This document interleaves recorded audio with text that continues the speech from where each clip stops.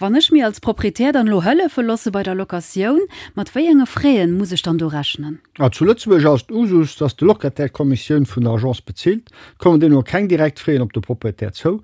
Kommission as am Regelfall immer und Loyer, wobei op de zum nach TW dabei. Dunwend as doch normal an der Lokation, dat der Lokatär den Proprietär Garantie de Loyer muss gin, das Garantie als op 3 Monat Loyer begrenzt. Dat kann en Lo als Depot machen, also Sue gin. Dat kann awer eng Bankgarantie sinn, an iwwer der Bankgarantie as doch méigich, dats de Lokatär ze hun eng Mutualitéit wendt. De Staat kann och ënner verschiedene Konditionen eng Garantie erstellen. Wann ich mich so als Proprietär gunnet mein Obje wëll kümmern, gët do eng aner Meiglechkeet dann?